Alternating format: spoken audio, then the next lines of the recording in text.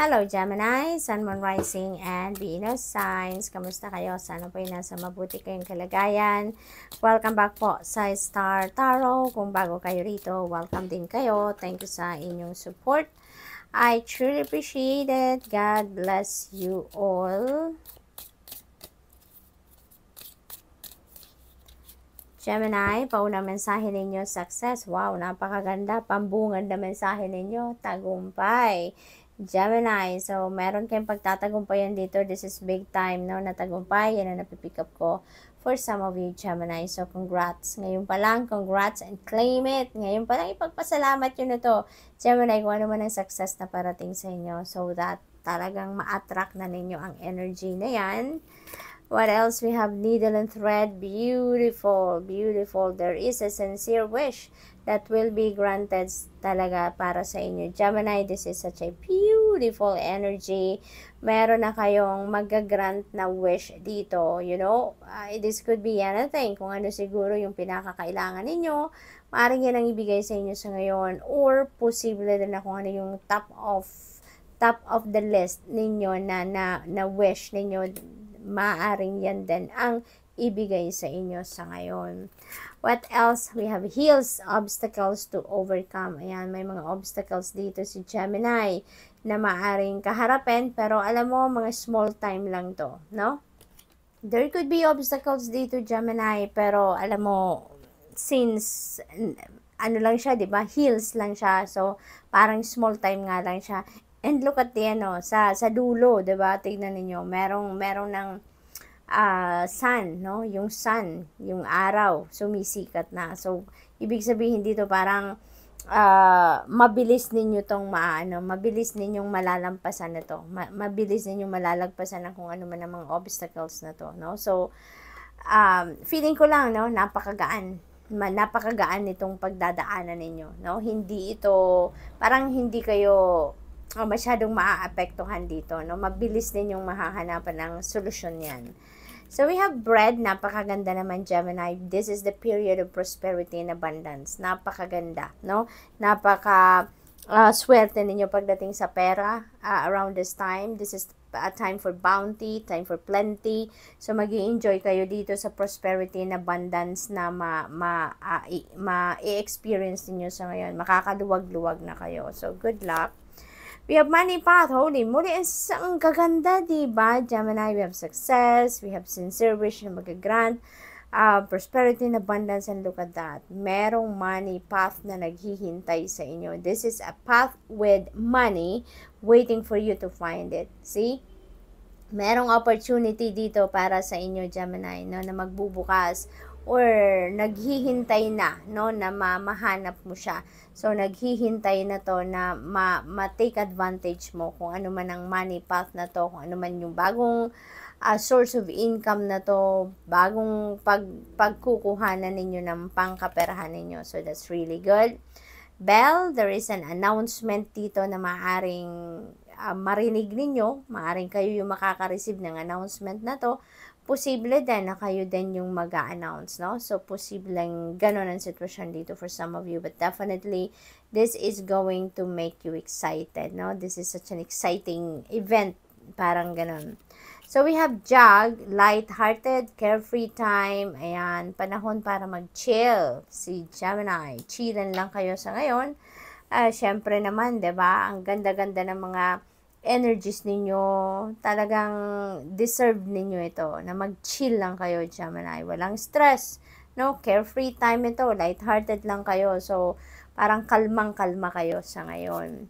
We have throne, ayan, position of authority, posibleng, Gemini, promotion para sa iba sa inyo.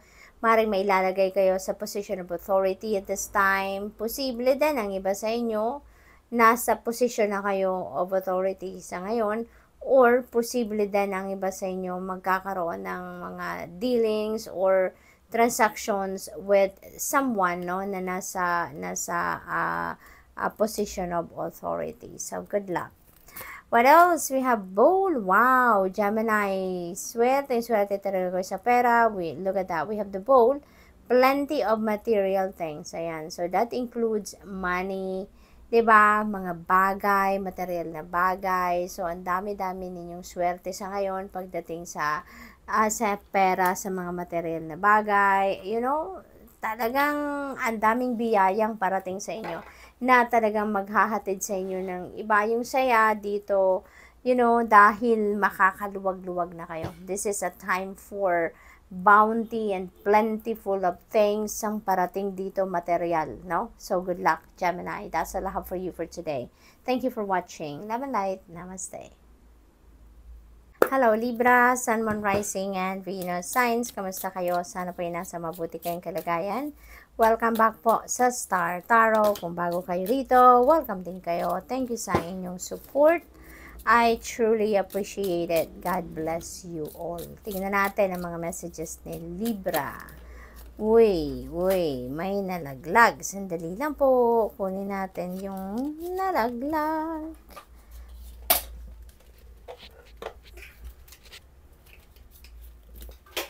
Alright, so ito po yung mga cards ninyo. Unahin natin si Stork. Ayan, there is a news of a birth or a new business opportunity. Ayan, Libra. So, mayroong balita dito na manganganak na posibleng person ninyo to, asawa ninyo, girlfriend ninyo, maaari din na kamag-anak ninyo, kaibigan, or someone close to your heart, no? Mababalitaan ninyo na manganganak na, or meron din ditong business opportunity. Maaring merong balita, merong mag-tip sa inyo, may magbigay ng offer sa inyo dito pa business opportunity. So, that's really beautiful. Tower, ayan, solid foundation, ayan, success with effort. So, parang kayo dito, parang merong guarantee sa inyo dito na kung ano man yung bagay na ito na talagang sinikap ninyo na makapag-lay kayo ng solid foundation dito in the past, maaring sa ngayon at this time, with all the effort na ginawa ninyo, magtatagumpay na kayo. Parang ito na yung panahon na makikita nyo na ang bunga ng inyong pagsisikap, ang bunga ng inyong efforts na binuhos sa sitwasyon na to. So that's really beautiful. We have career. Ayan. So, dito naman sa career, Libra, maybe this is a new career path. Okay? This could be a new career path na nagbubukas para sa inyo. Or maybe, you're going to focus on your career sa ngayon. So, either way, maaring 100%, nandito kayo sa career zone, kung baga. We have fair man. Ayan. So, maybe you're going to be dealing with a fair man sa ngayon. Maybe bagong pasok ito sa buhay ninyo. Or, posible din na meron na kayong relationship with a man, na may blonde, gray, or white hair. So, this could be anyone. Maaring manager ninyo to, boss ninyo to, posible din na mandiligaw ninyo to, asawa, kaibigan, it could be anyone, sa buhay ninyo. But definitely, this fair man is going to play significant role sa buhay ninyo at this time. We have ayan, family wishes come true. Napakaganda naman. So, merong wishes, hindi lang pati isa to, wishes to. So, marami-rami to. Merong mga wishes ang inyong pamilya dito that is going to come true. So, matutupad na kung ano man ang mga wishes ng pamilya ninyo, or posible din na yung magka-come true na wish dito is wish ninyo para sa inyong pamilya, Posible din ang ganon. So, what else? For Libra, we have ayan, unsuccessful plans. Merong mga dito, hindi matutuloy, na mga plano ninyo. It's simply because, simple lang yan talaga, Libra, it's not for your highest good.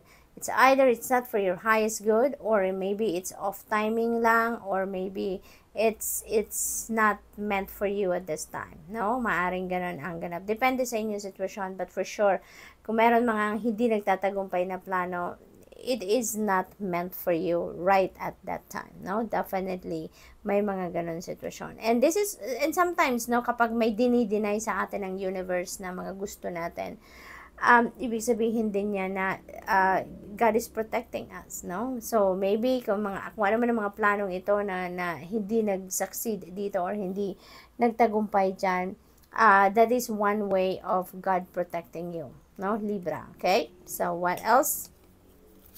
For sure, ang lagi naman binibigay sa atin ng universe is kung anong best para sa atin. So, ito, kaya dininay ito sa inyo because hindi yan makakabuti para sa inyo. Eagle, triumph over troubles, obstacles. So, this is success. No? This is success. This is triumphant energy over troubled situations dito or mga obstacles or problema ninyo. No? So, congrats dahil isang masayang period ito sa buhay ninyo kung saan, diba, mapagtatagumpayan nyo na, malalagpasan nyo na kung ano man ang mga problema or kung ano man ang mga obstacles ninyo. So, we have Seahorse and Family Matters. Ayan. So, meron kayong mga aasikasuhin siguro regarding sa inyong pamilya or meron kayong mga aasikasuhin mga okasyon sa pamilya, maaaring gano'n, ano? Or kung ano-ano pang mga bagay-bagay na linked sa inyong pamilya. So, maybe kayo yung punong abala dyan. So, what else? We have Grasshopper. Ayan. There is situations in the balance that require careful handling. Ayan. So, maaaring kailangan ninyo dito ng yung subtle lang ang approach, no, sa sitwasyon. This could be work situation, posible din na family situation yan, no? Yung kailangan ng balanse, kailangan ng maingat na approach dito, kailangan ng siguro malumanay na pag-uusap, mga ganun ba, yung kalmado lang na approach sa sitwasyon. So, maaring ganun ang ganap dito, no? Maaring maaring critical na usapin, maaring sensitive na usapin, no? Depende sa inyong sitwasyon, but you really need to be careful, no? Dito sa pag-handle ng sitwasyon na ito. So, good luck. That's all I have for you for today. Thank you for watching. Love and light. Namaste. Hello Aquarius, Sun, Moon, Rising, and Venus signs. Kamusta kayo? Sana po nasa mabuti kayong kalagayan. Welcome back po sa Star Tarot. Kung bago kayo rito, welcome din kayo. Thank you sa inyong support. I truly appreciate it. God bless you all. Tingnan natin ang mga mensahe ni Aquarius for today. Okay, so Aquarius, pauna mensahe ninyo, napakaganda, bonggang-bongga agad. We have the energy of the boat. This is money or property through an inheritance, winning or windfall. So, napakaganda, diba? Napakaganda. Kasi merong perang parating sa inyo, hindi lang ito kakapiranggot na pera, but this is massive, no? Amount of money na maaaring dumating sa inyo dito, Aquarius, depende sa inyong sitwasyon. Okay? So, maaaring cold cash ito na ma-receive ninyo, maaring mayroong magbibigay sa inyo ng pera, maaring may magre-regalo, maaring panalo ito, no, sa game of chance, sa lottery, yung ganon, or alam mo yun, yung bigla na lang merong dadating na pera na hindi ninyo inaasahan. Unexpected money, no, ang maaring dumating sa inyo dito, so that's really beautiful. It is also possible na real property to, bahay, building, or whatsoever, lupain, na mamanahin ninyo na merong napakalaking face value, no, Aquarius. So, maaring ganun ang ganap. We have Will, ayan, nasa stage kayo ngayon ng indecisiveness, no, meron siguro kayong kailangan pagdesisyonan, hindi ninyo mapagdesisyonan, you can't figure out yet kung ano yung mangyayari or kung ano ang magiging desisyon ninyo, ano ang gagawin ninyo dito, no, Aquarius. So, good luck. We have Cobweb, protected from negative forces beyond your control. Ayan. So, you're divinely protected dito, no, Aquarius. You are so blessed kasi pinoprotektahan kayo, no? Pinoprotektahan kayo dito ng spirit realm, especially from negative forces na yung hindi ninyo kontrolado, no? So, napakaganda, napaka-sweet, no, ng spirit sa inyo dito. What else? We have Crib. Ayan, there is a birth or conception of a child or enterprise. Ayan. So, ang iba sa inyo dito siguro nagbubuntis or manganganak na. Kung hindi naman, maaring yung person ninyo, no, ang magbubuntis or manganganak na. Or, if not, maaring, ninyo to, kapamilya, kaibigan, no, mga someone close to your heart siguro ang maaring merong ganun sitwasyon.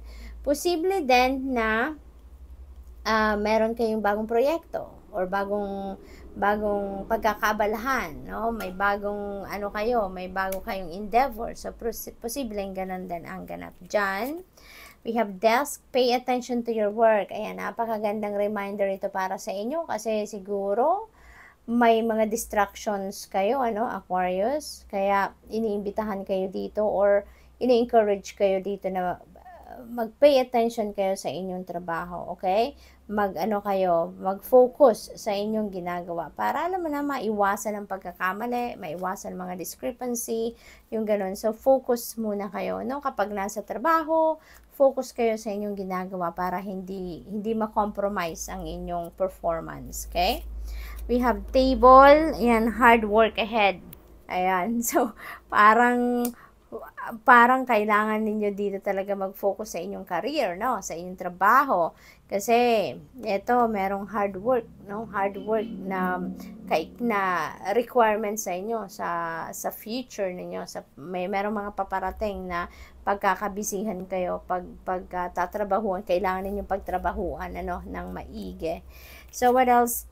We have happiness. Wow, magiging masayang-masaya talaga kayo dito, Aquarius. You have so many reasons to be extra happy talaga, 'di ba? Meron tayong boat of money, meron manganganak, may bagong proyekto, may bagong sisibol na endeavor. You know, you are divinely protected. Nako, you really are blessed, 'di ba? You are super blessed, Aquarius. Kaya tama lang yan, no, na maging masaya talaga kayo kasi you are surrounded with blessings. We have bear, ayan, danger, especially in money matters. Ayan, this is a beautiful reminder din para sa inyo, okay? Pag-ingatan ninyo ang pag-manage ng inyong pera. Make sure that you are focusing on managing your money, okay? Kasi kung hindi ninyo imo-monitor ang gastos ninyo, kung hindi ninyo imo-monitor yung pasok versus paglabas ng inyong pera, ay nako, maaring mahirapan kayo dito, okay? Kaya be careful, no, sa budget plan ninyo. Be careful sa gastos ng pera, sa pagmamanage ng inyong pera, yung ganun. So, kailangan lang ninyo na sumunod siguro kayo sa inyong budget plan, ano? Itignan ninyo ang pasok at ang paglabas ng inyong pera. Okay? So, what else? We have gavel, ayan, involvement with the law. Okay? So, mag-iingat din kayo dito, no, Aquarius? Kasi maaaring maaaring may mga violation dito. Naririnig ko drivers, no? Drivers. So, maybe magkakaroon kayo dito or baka masangkot kayo sa traffic jam, may ganon, may mga violation, yung mga ganon ba, no? Sa driving, mag-iingat kayo. So, good luck. And that's all I have for you for today. Thank you for watching. Love and light. Namaste.